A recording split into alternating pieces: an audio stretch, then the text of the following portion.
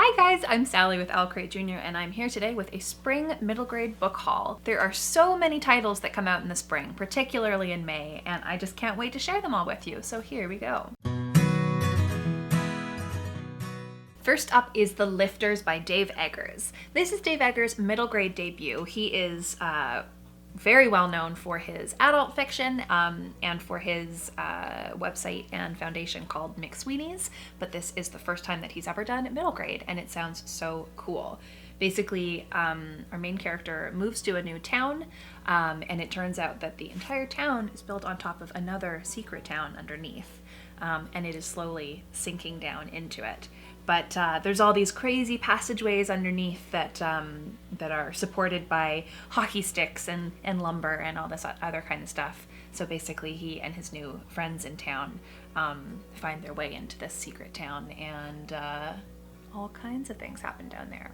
This one came out in March, so you can go and pick it up right now. Next up is Ivy Aberdeen's Letter to the World by Ashley Herring Blake. This one is about a little girl named Ivy Aberdeen who is 12 years old, and a tornado rips through her town, and her family's house is gone along with all of her belongings. One of the things that's missing from her house is her secret journal that is filled with her innermost thoughts and all her beautiful drawings. But in particular, there's a lot of stuff about the fact that she has a crush on one of the girls in school. So this journal actually turns up, and somebody is putting them through her locker as secret notes, and basically encouraging her to talk about this, and that it's okay to be herself. It makes me really happy to see more and more LGBTQ representation in middle grade.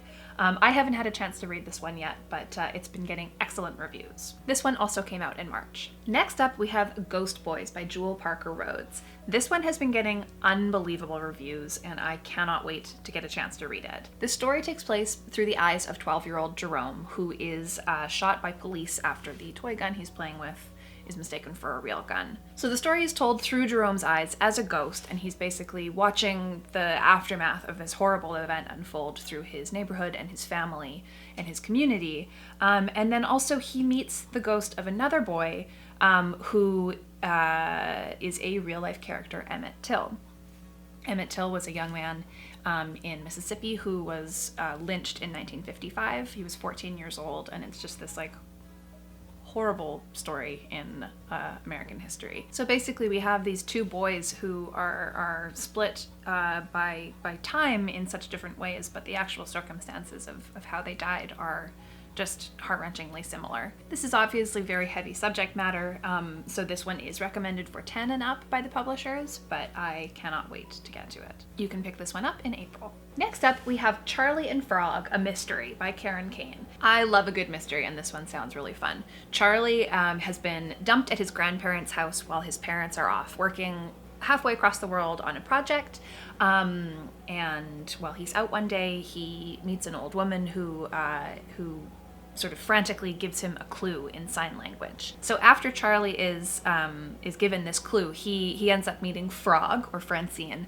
who works at a cafe down the block, and she is deaf and an expert in American Sign Language, and also wants to be a world-famous detective. So the two of them pair up and solve this mystery of a missing woman and all kinds of stuff, but they have to decipher all these clues together. This one just sounds funny and interesting, and I love that sign language is the clue to breaking all the mysteries. This one comes out in April. Next up, we have The Boy Who Went Magic by A.P. Winter.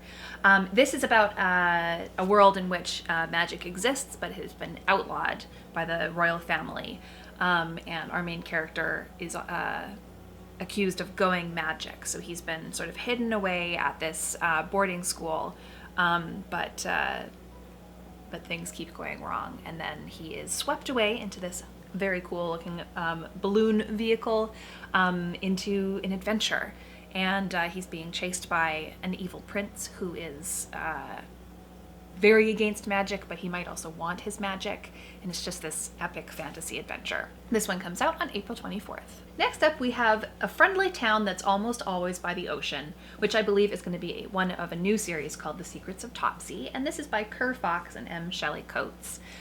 This one just sounds like a wacky, fun adventure. Basically, our main character, Davy, moves to a new town, Topsy, and it is just the strangest town around. It's a little ocean village, and there are high tides and low tides like every ocean, but then there are also vanishing tides. And that's just sort of the tip of the iceberg for the weird things that go on in this town. So he's starting 5th grade and just sort of trying to get a handle on this crazy place and all the new people in his town. But what I really like about this book is that it's told through like newspaper articles and surveys and sort of like dispatches from the school that he's going to, and it just sounds like a really neat setup for a new series. This one comes out in April. Next up, we have The Stone Girl's Story by Sarah Beth Durst. This is a really neat concept. Basically, our main character is a stone girl. She and her family are made of stone. But all the markings that cover their bodies, which is sort of like the story of their life, are slowly eroding, and they need to find the stonemason who originally carved them in order to like preserve their family and their legacy. So they go searching for a stonemason, and then on the journey they face all sorts of danger. And it just sounds like a really neat concept. I've never heard anything like this one before. This one comes out in April. Next up, we have Class Action by Stephen B. Frank. This is one that I think a lot of students, teachers, and parents will all relate to. In 6th grade, our main character, Sam Warren, decides that he is done with homework, no more homework. So with the help of his neighbor, who is a retired attorney, Sam goes all the way to the Supreme Court, and he argues on behalf of all of the kids in LA and eventually all of the kids in the country that homework is unconstitutional and they should not be having to do it anymore. So for any aspiring lawyers or activists out there, or anyone who's just looking for a fun story, this one sounds great, and it comes out in April. Next up, we have You Go First by Erin and Entrada Kelly. Erin and Entrada Kelly wrote Hello Universe, which was our very first OwlCrate Junior pick and won the Newbery Medal this year, so we just love her. And this one is a brand new story about a 12-year-old named Charlotte and an 11-year-old named Ben who live across the country from each other and sort of seemingly have nothing in common, but they have become pen pals and they play Scrabble online together. So basically, it's this beautiful friendship story just about how they're individually having a tough time at school, but this one link of friendship, even though they're halfway across the country, sort of really helps anchor them and keep them feeling secure in a hard time. This one just came out in April and it is already getting rave reviews. Next up, we have The Orphan Band of Springdale by Anne Nesbet. This is a historical fiction novel set just before World War II. Our main character is Augusta Neubronner, who is 11 years old, and her father has just passed away, and she shows up in Maine to her grandmother's orphanage with really nothing to her name except for an old French horn. So she meets a few other girls at this orphanage. They form an orphan band, and it just sounds like this sort of coming-of-age friendship story. I have not had a chance to pick this one up yet, but it says that it definitely combines music, family, history, and a hint of magic for an unforgettable read. This sounds right up my alley, and this one comes out in April. Next up, we have Gone to Drift by Diana McCaulay. So this story takes place all in a fishing village in Kingston, Jamaica. And our main character, Lloyd, has grown up. His whole family has been fishermen all the way down the line. But one day his grandfather doesn't come back from a fishing trip, and he sets out to go and find him. But along the way, he sort of discovers things that he didn't already know about this fishing community, and uncovers an illegal dolphin smuggling ring, which may or may not be connected to his grandfather's disappearance. Diana McCaulay is an award-winning Jamaican journalist, and this is the first children's book that she's written, so I'm very intrigued by it. This one comes out in April. Next up, we have Maggie and Abby's Neverending Pillow Fort by Will Taylor. This one sounds like such a neat concept. Basically, Maggie and Abby are best friends. They've always had everything in common, but Abby has gone to camp without Maggie, and when she gets back, things are sort of different, and their friendship is a little bit strained, and Abby's not quite sure why. So they decide that in order to sort of get back to how things were before, they're going to build this epic pillow fort. But then there's like a doorway in the pillow fort that opens into a network of other pillow forts that they've sort of stumbled into somehow, and there are authorities after them and trying to shut things down. And it just sounds like this really fun friendship story with a really neat twist to it. This one comes out in April. Next up, we have the first in a brand new series that has been compared to Warriors and Wings of Fire, and it sounds really cool. It is called Riders of the Realm Across the Dark Water by Jennifer Lynn Alvarez. So the setup of this one is that the Sandwen clan has a fleet of Pegasi, who live with them and help protect their clan. Because they live in the jungle with all these crazy, dangerous creatures and giants. So the Sandwen clan basically thinks that all of the Pegasi in the world have been domesticated and that they are now like their warrior horses. But they see a herd of wild Pegasi flying over top of them one day and are just stunned. And then go in search of them to find them and figure out where on earth they're living, but also to protect them. And then stuff goes crazy. This is a nice thick novel for anyone who's really into high fantasy and wants it to last a long time, and like I said, there will be at least 2 more of these in the future. So dig in now. This one comes out on May 1st. Next up, we have The Miscalculations of Lightning Girl by Stacy McAnulty. I'm really intrigued by this one, and it is high up on my TBR list. Basically, it is about a girl named Lucy Callahan who is struck by lightning sort of earlier on in life, and it has made her just mega smart. She is, well beyond all of her peers in class, and just doesn't understand why she's still having to go to school. But her grandmother strikes a deal with her that she has to do 1 year of middle school, she has to read 1 book that isn't a math textbook, and she has to be involved in 1 activity. So this is sort of the story of this 1 year that is very tough for her because she just doesn't understand why she needs to be there at all. This one is already getting high praise, and it comes out on May 1st. Next up, we have The Inventors at number 8 by A.M. Morgen. I am in the middle of this one right now, and it is a lot of fun. Basically, our main character is George, who is the 3rd Lord of Devonshire, and he is just unbelievably unlucky. Everyone in his life has come to an untimely death, a lot of which he has been somehow involved in, not on purpose, but it's just him and his butler left in this huge house, and they are completely out of money and out of ideas, except that he has this map that his grandfather left him, and it is the map to the Star of Victory, which is this like priceless treasure. So these nefarious bad guys come and try and take the map from him. And he outsmarts them with the help of Ada, who is a scientist who lives next door, and her friend Oscar, who is the son of an infamous pirate and has an orangutan as a pet.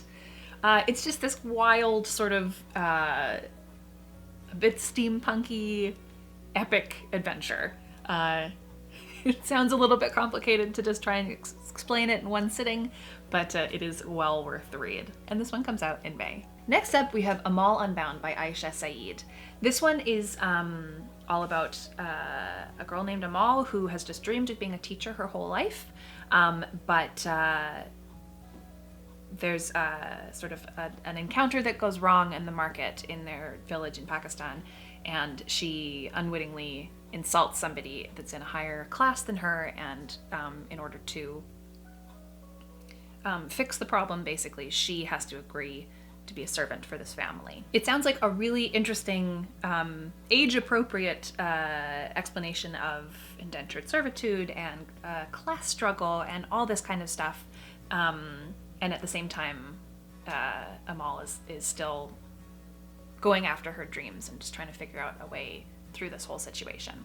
This one comes out in May. Next up, we have The Memory of Forgotten Things by Kat Zhang.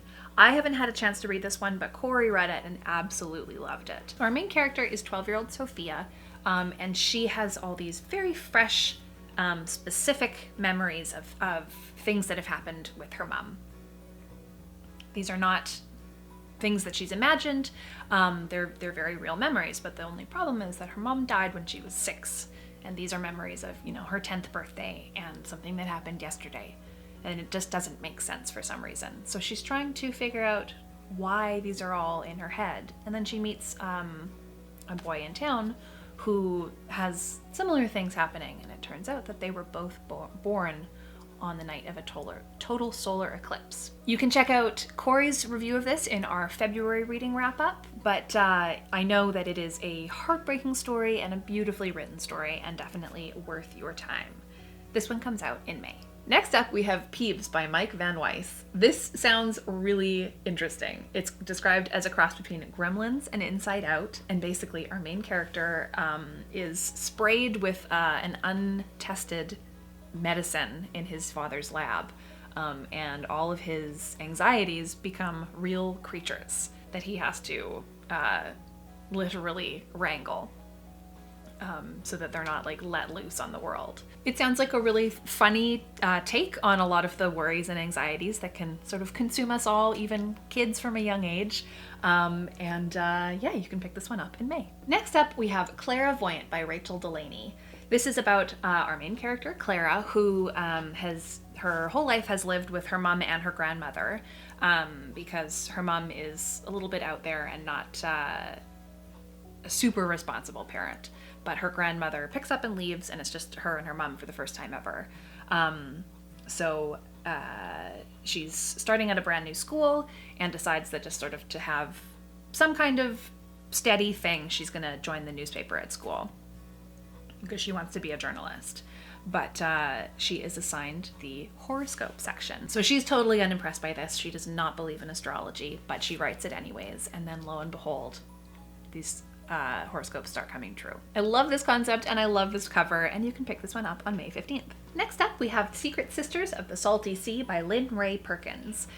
This is a really sweet one that I think would make a really good read aloud. It's maybe for a little bit of a younger, earlier reader, but it is the story of 2 sisters who go to the ocean for the first time ever with their family on vacation, and just all the adventures and people that they meet in this little seaside town. It is full of really sweet little illustrations the whole way through, yeah, a perfect summertime read. This one comes out in May. Next up, we have Bob by Wendy Mass and Rebecca Stead.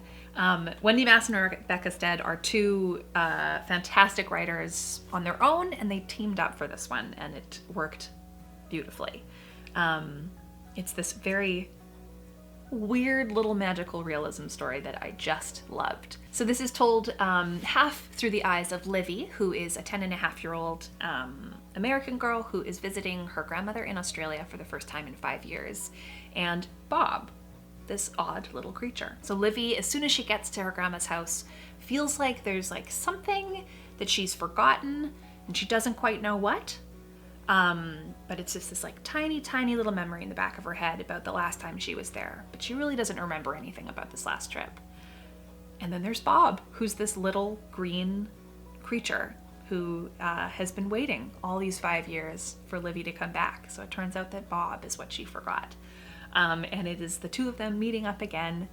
And you're never really sure the whole way through whether he is an imaginary friend or if he's real or what is going on. But I fell in love with the story. Bob is so sweet and so funny. And he wears this little chicken costume that Livy built for him when she was 5. And it doesn't disguise him at all. And it's just, I just loved it. I can't recommend this one enough. It would be a fantastic read aloud, but it is also a really great independent read. It's just short and sweet and lovely. You can pick this one up in May. Next up, we have a brand new one from Gordon Corman, What's His Face? This is about a kid named Cooper who his family moves all the time. He's always the new kid in school, and sort of is just used to being called oh, what's his face? Oh, the new kid. Never around long enough for anyone to learn his name, basically. So he's moved to yet another new school, and his parents decide that sort of as a consolation, they're going to get him like this awesome new smartphone. And it's super glitchy, and he can't figure out why, and then he realizes that it's not just glitchy because there's something wrong with the operating system, but his phone is actually haunted. So all of these weird glitches and communications that don't make any sense are actually coming from a Roderick, who is a ghost from the 17th century, who claims that he is living in the same time and space as Shakespeare, and he's gonna help him fit in at school, but his advice doesn't quite fit with the modern age. It just sounds like such a neat concept. I love Gordon Corman, and yeah, definitely pick this one up. This one comes out in May. Next up, we have Evangeline of the Bayou by Jan Eldridge. This one I read a few months ago and really loved. So this is about 12-year-old Evangeline, who comes from a long line of haunt huntresses, who are basically the monster hunters. They keep the town safe. They know what all the monsters are. They just protect everybody in town, and people can call them and say, there's something creepy in my attic, there's something creepy under the bed, something won't stop knocking on my windows at night, kind of thing. So this one sort of follows one particular case that they go to, that there is a banshee or something sort of haunting a family in a mansion down the road, and it is just a wild adventure. There are creepy crawlies and werewolves and all sorts of other things just lurking in the bayou in Louisiana. I just loved it. This one is also out on May 1st. Next up, we have Endling the Last by Catherine Applegate. If you have not already seen the actual cover to this one, I highly recommend checking it out because it's really, really pretty. So the Endling is our main character, Bix, who is a Dairn, who is sort of a magical dog creature. It's like a human-dog hybrid. They walk upright, they have clothing and weapons, and they can speak, but they have the characteristics otherwise of a dog. And Dairns are very much endangered, and through the course of the first few chapters, suddenly Bix is the only one left. And Bix has to go off on her own, sort of holding on to the hope that the stories of more of her kind elsewhere in the world do actually exist out there somewhere. I'll admit that I read the first half of this one and I found it epically sad, but Catherine Applegate is fantastic. And I know from experience working as a bookseller that her really sad books are ones that kids absolutely love. She wrote The One and Only Ivan, which absolutely broke my heart.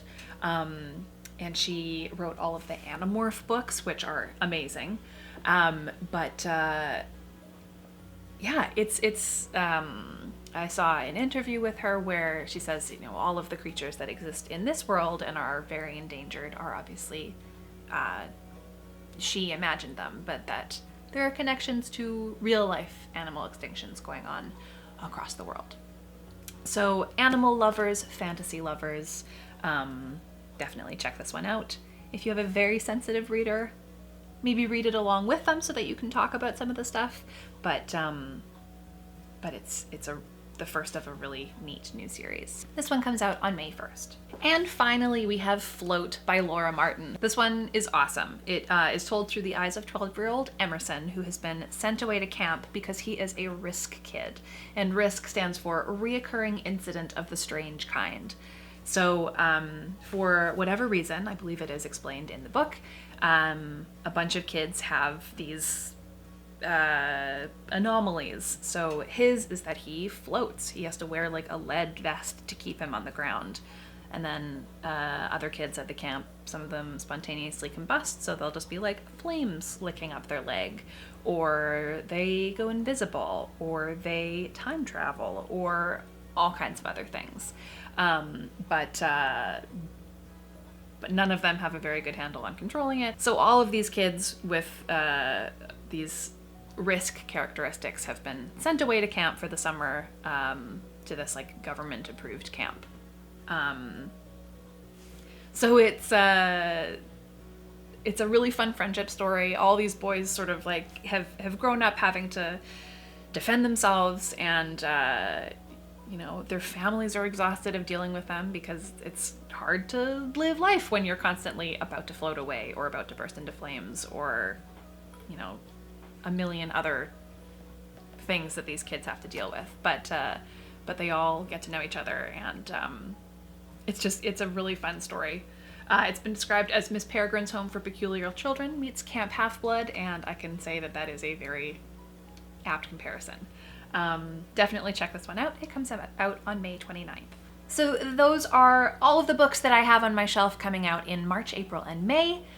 Definitely add them to your TBR. I would love to hear which ones you are planning to read or have already read, or any that I may have missed that you know are coming up in the spring, in the comments below. If you like this video, give it a big thumbs up and subscribe for more bookish videos every Wednesday and Saturday. Happy reading. Thanks for being awesome. Bye.